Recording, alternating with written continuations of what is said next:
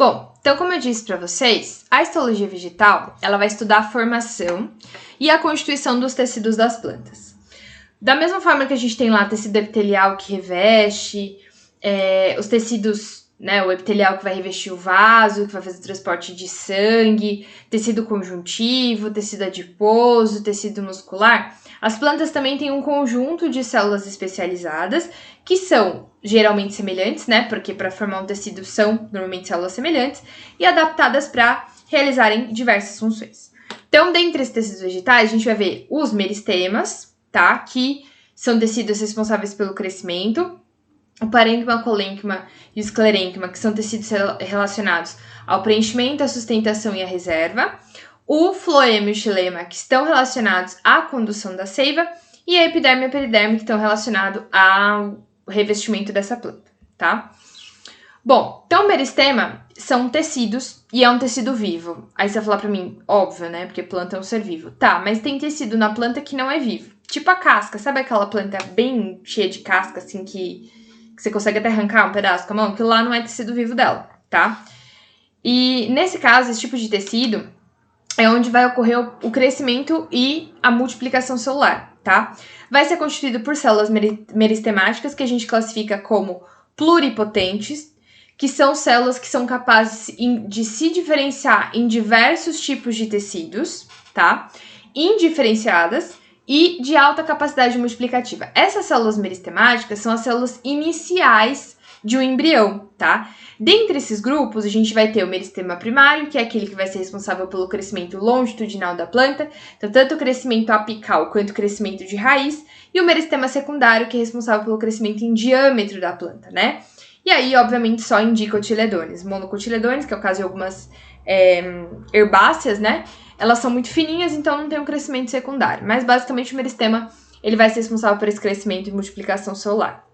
Bom, ao contrário dos animais, a reprodução, né, os órgãos vegetativos, a reprodução desses órgãos vegetativos, ela é contínua durante toda a vida da planta, tá? E é devido às atividades meristemáticas, ou seja, a planta, essas células, elas estão em atividade o tempo todo. Não é igual a gente que para de crescer em um determinado momento. Óbvio que a planta, ela atinge uma determinada altura, mas essas células que entram em atividade para gerar os ramos laterais da planta, elas estão em constante atividade, tá? Bom, os meristemas ou tecidos embrionários, tá? A maior parte do crescimento da planta ocorre após a embriogênese. A gente estudou até lá a angiosperma, a sementinha, né, que vai formar o embrião, por meio da atividade dos meristemas. Então, aqui, ó, a gente tem o embrião, os dois cotilédones, que são aquelas duas folhinhas, né, que lembra que eu falei pra vocês que elas são folhinhas gordinhas, que são responsáveis pela nutrição inicial do embrião. E aqui eu tenho o meristema apical, que é esse conjunto de células indiferenciadas que tem alta capacidade de se dividir por mitose, que vai gerar o crescimento da planta, tá? Durante o desenvolvimento do embrião, as células meristemáticas iniciais dão origem aos cotilédones e ao meristema apical. Então, as células meristemáticas lá iniciais, as células iniciais do embrião, dão origem tanto aos cotilédones quanto ao meristema apical.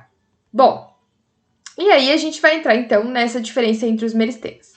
O meristema primário, ele vai promover, como eu falei, o crescimento longitudinal, ou seja, em comprimento da planta, tá?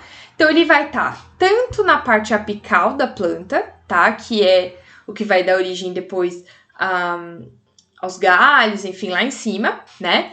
Quanto nas gemas axilares, que é da onde saem os galhos da árvore, tá? Quanto na parte inferior da raiz, que é o que a gente chama de meristema apical da raiz, tá? Essas células aqui, elas estão protegidas por uma película de células, né? Que a gente chama de coifa, tá? Porque conforme ela vai adentrando o solo, ela pode ter um dano nesse tecido e ela não conseguir se multiplicar mais, tá? Então, o meristema primário promove o crescimento longitudinal, são encontrados tanto no caule e na raiz e na gema subapical, que a gente chama. Então, tanto no caule quanto na raiz e nessas gemas laterais também, tá? Gemas subapicais. Na raiz, há uma grande atividade de mitose e o meristema apical está protegido pela coifa, como eu acabei de falar. Bom, essas células meristemáticas do caule e da raiz, elas vão originar o que a gente chama de meristema primário. De novo, as células meristemáticas, voltando aqui, ó, do caule e da raiz vão dar origem aos meristemas primários. Meristemas primários são tipo os tecidos primários que a gente viu lá no nosso caso do ser humano, que é endoderma, mesoderma e ectoderma, tá?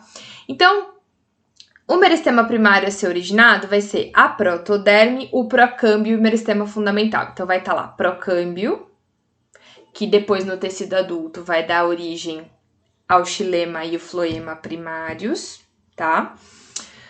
A protoderme que está em volta aqui no tecido adulto vai dar origem à epiderme e aos anexos embrionários. Aos anexos da epiderme, que é pelos e etc.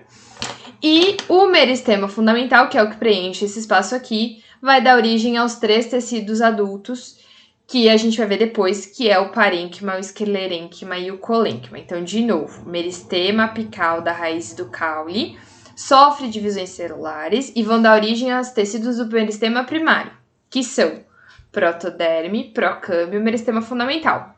Protoderme vai gerar como tecido adulto a epiderme e os anexos da epiderme. O procâmbio, xilema primário e floema primário. E o meristema fundamental, o parênquima, colênquima e esclerênquima. Por que eu tô falando de xilema primário e floema primário? Porque depois, quando a gente tem um crescimento secundário, que não é em todas as plantas, eu tenho o xilema secundário e o floema secundário, tá? Mas aí a gente entra no meristema secundário, que a gente vai ver depois. Isso não acontece em todas as plantas. Esse processo aqui que eu tô falando, sim. O próximo, não. Tudo bem?